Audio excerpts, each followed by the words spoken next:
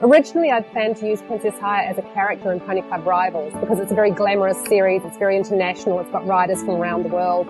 But the more I thought about it and the more I tried to work her into the stories, I realised she was too big for the series, that she kind of needed a novel of her own because her story was so amazing.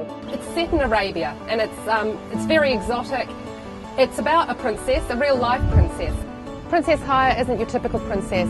She defies convention. She's an absolute tomboy and her first love is horses. She's not interested in wearing frilly gowns and tiaras. She's down at the stables in her jodhpurs, mucking out the stalls. She's hanging out with the stable hands, and there are lots of people that don't think she should be like that. They think she should be a proper princess and a proper royal. When Princess Haya is a little girl and she's 3 years old, there's a tragic accident and her mother dies, and she becomes really withdrawn, doesn't really know how to cope with it emotionally, and her father, the king, who's an incredibly wise man, for her 6th birthday, he gifts her an orphan foal. She's also desperately keen to prove herself to her father and to prove that she is a true Bedouin princess, an Arabian, and to ride like a Bedouin.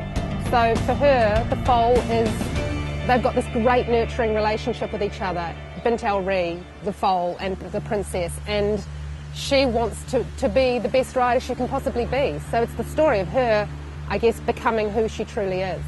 Good girl. Excellent. I'm not surprised. Aren't you, sweetheart?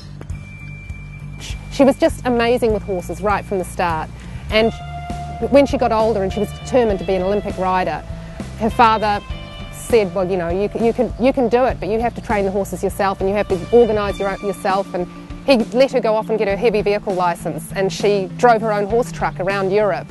And he used to nickname her the trucker, and she would stop off at truck stops with her horse truck, and no one would realise she was a princess as she sat there with her burger and fries. The big competition in the story is the King's Cup, and this is the biggest equestrian event in the whole of Arabia, and the princess is training for it throughout the story. And it's not your typical equestrian event.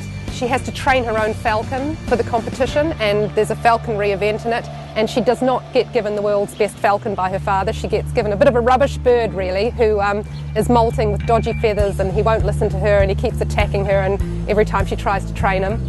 And all of this is based on true life and what happened to the real life princess.